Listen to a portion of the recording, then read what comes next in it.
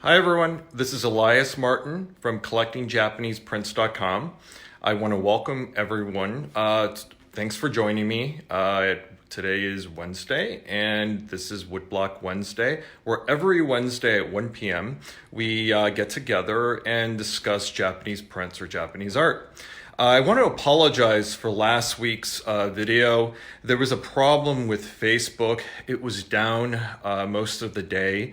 I did a video live, but the quality of the video wasn't great. And so I thought, why don't I just redo last week's topic today? And then, but I might tweak it a little bit, so we'll see. But thanks for joining me again. And last week, I discussed fireworks designs because it was July 3rd, the day before the 4th. And so I hope everyone enjoyed their 4th of July holiday. And so I thought I'd present a couple prints that reflect different artists' treatment of fireworks. So let's have a look. Let's go to the table.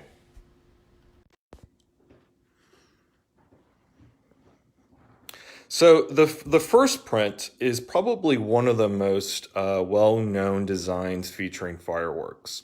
It's Hiroshige's iconic fireworks at Ryogoku Bridge. It's from his 100 Famous Views of Edo. And this print was done in the 1850s. This series was it was actually, I think, Hiroshige's last series that he produced before he died. In fact, he may have died right before this series was 100% complete. And Hiroshige II, his adopted son, contributed some designs. The series actually has more than 100 designs, which is interesting. In this one, first of all, it's just beautiful. The design is just fantastic for a couple of reasons. This particular impression is fantastic because there's this wonderful wood grain in the sky, and that actually is only present on the earliest impressions. And this particular impression actually is a very early second state.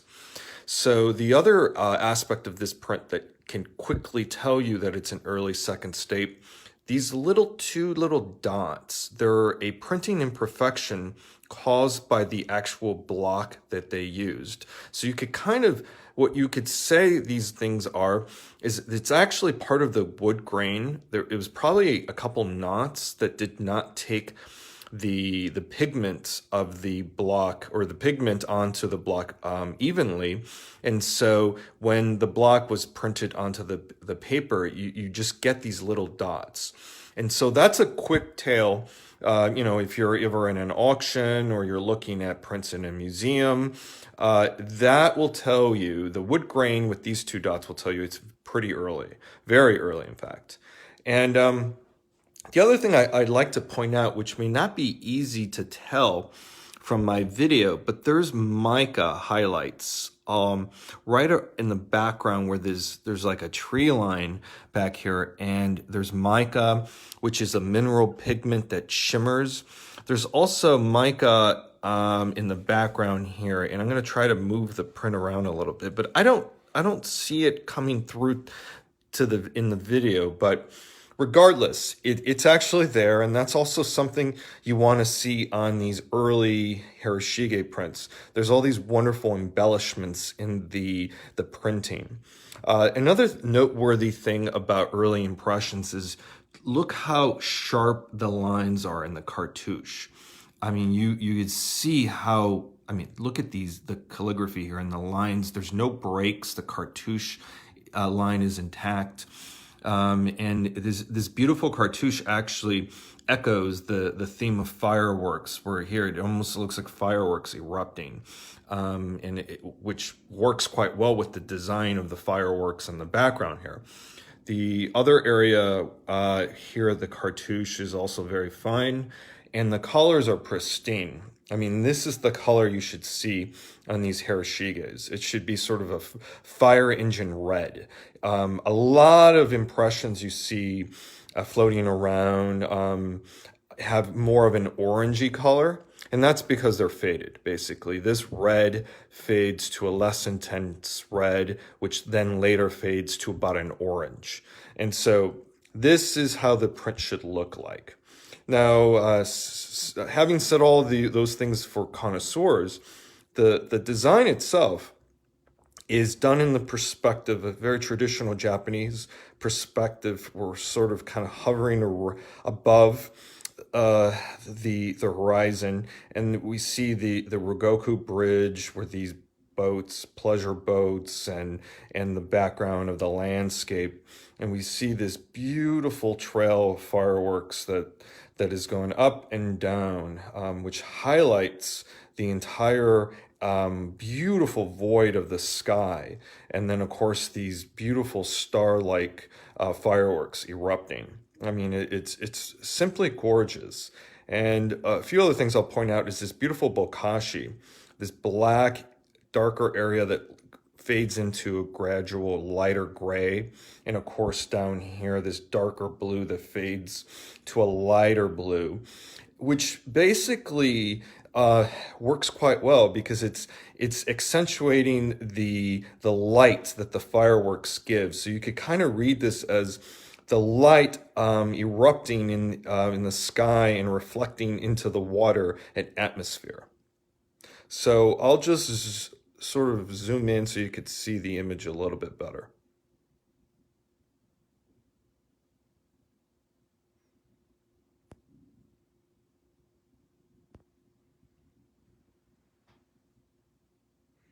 And as I said, Hiroshigen and other artists have been capturing fireworks throughout their career. I mean, this is certainly not the first design featuring fireworks, but this is iconic, and it's one of the designs. When you think of fireworks in Japanese prints, this is one of the designs, if not the first design you may think of.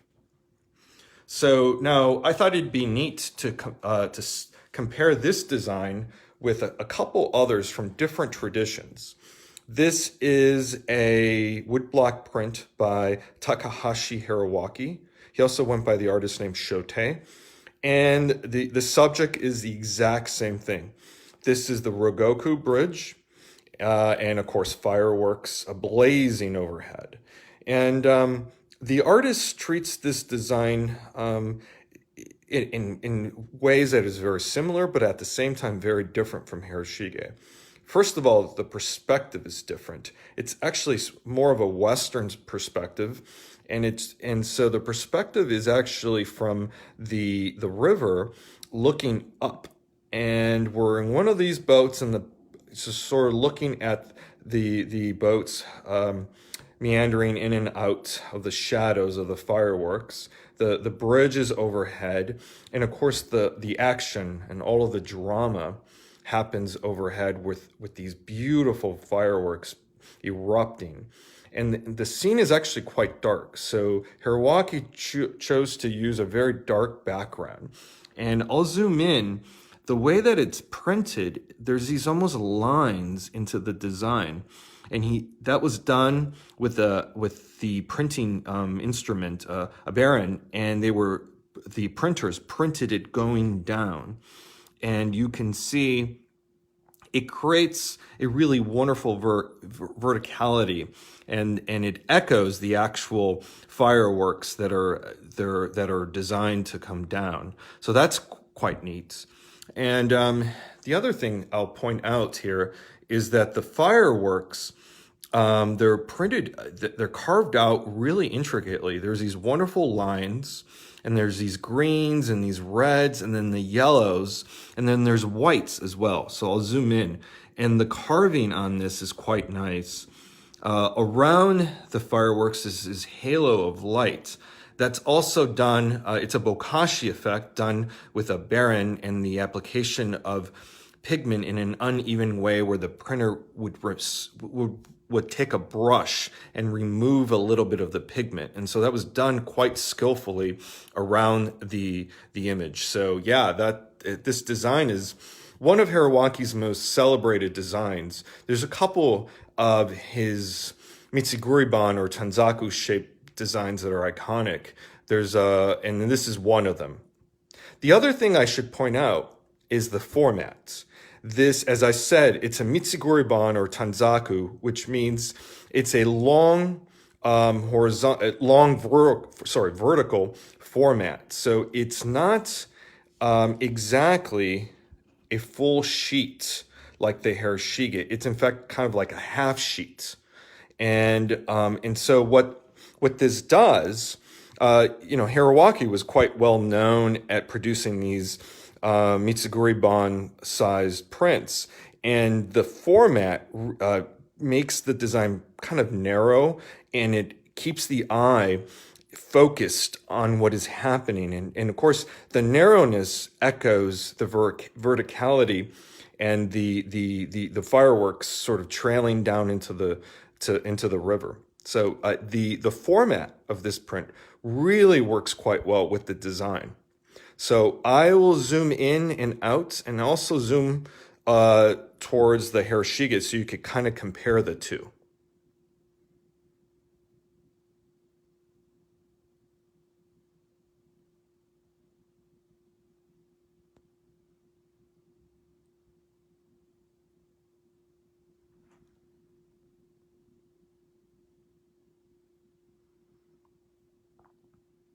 And one thing I didn't point out, there's these shadows, the silhouettes of people.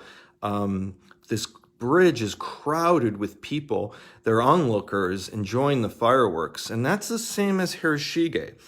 Hirashige gives the people a bit more space. It's not as crowded as in Hirawaki's design, but nonetheless, there's quite a few people on the bridge. It's interesting to be able to compare these two prints. This was done in the mid to late 20s, about 1926, and of course 1850. So there's it's a different generation. It's the same production technique where the artist was hired by the publisher to create this design, and of course, in this case, same deal. The publisher hired the artist and hired woodblock carvers and printers to produce this design. So both were done in a collaborative process. Now, the last one I want to show you is very different. First of all, it's not the same subject in a sense. It's not Rogoku Bridge, and this is a design by Koizumi, Kishio Koizumi, and he designed, he had a series that was done from 1928 through 1940 on 100 views of Tokyo. And he has a very long name, Tokyo, the Imperial Capital, views of the Showa period. But the point is, there are 100 scenes of Tokyo in its modern, sort of in its modernity, very different from what Edo used to be. And the artist was interested in just showing the transformation of the city. Now, this particular print does not show off the city as much as it shows off other aspects of Koizumi's artistry. And so we'll dig into that. But first of all, what we have here is a festival, obviously, where these beautiful stalls that are brightly lit and festive. It's actually most of the source of the light. It comes from this area of these stalls. And then you see here in the foreground, a crowd of people. And the way that Koizumi designs this, you could kind of see them in silhouettes, or he carves them out, and of course he adds colors here and there. Looks like some trees and a tower in the background, but there's this wonderful large torii overhead. And then of course the fireworks erupting in the background. So it's interesting because, first of all, what's striking about this print, at least to me, is the manner in which the print is executed. Koizumi carved this block, printed the print. He was a Sosaku artist. And so the printing and the carving is much more expressive and much more part of the design. And so the way that this is printed, there's this over printing. It's kind of grainy, and it gives the effect of this humidity in the air. The almost like the air is still and humid. And of course, for those of us who've been to Tokyo in the summertime, we understand what humidity is. And of course, this design really highlights that humidity in the night air. It almost as if everything is still and caught up in the heat and humidity of the night. And of course, the fireworks overhead, and they're almost sort of captured in a very still sort of way. The design the fireworks is almost stylized, and so it's interesting to see it in that way. The carving of the stalls is rough and expressive and quick, and this wonderful sense of light that spills into the crowd. And again, that's actually where most of the light is coming from in the print. And so I'm going to zoom in so that all of you can see what I mean.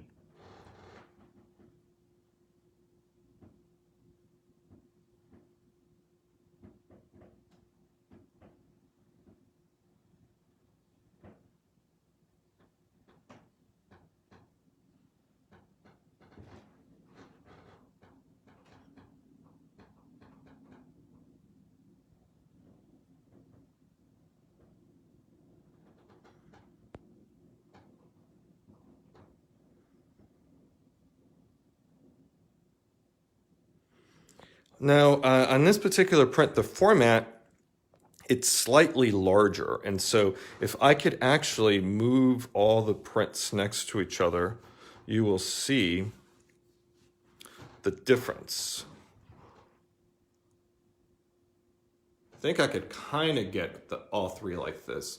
But the point I wanted to make is the Sosaku artists were not confined to formats. They experimented with different sizes and formats in their prints. And so for Koizumi, this is actually a typical sheet of a Koizumi design. It's not Oban, it's slightly larger than Oban for 20th century prints. So it gives a much fuller effect. And of course, this design being by Hirawaki, done in a Mitsiguri bonds or Tanzaku shape formats, is narrow and long. It's about half the size of a Oban print. And so all three artists exploited the format and to sort of show this design in very different ways. So I just thought it was a neat comparison to show all three. So I'll sort of go through the last time over the print so you could see.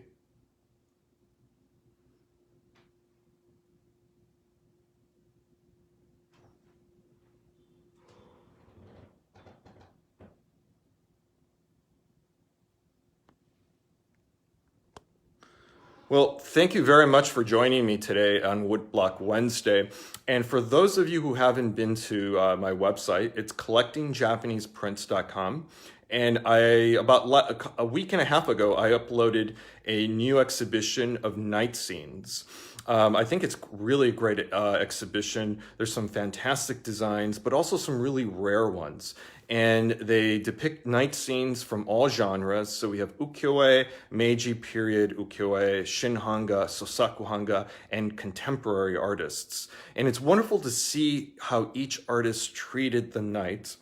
And, and just seeing them all in one place, you could sort of see how artists sort of grew into different areas and just how they blossomed. I mean, it's interesting to see how some Shinhanga artists treated the same sort of subject. And of course, there's contemporary artists like Tanaka Roihei, and some beautiful night scenes as well. So please have a look.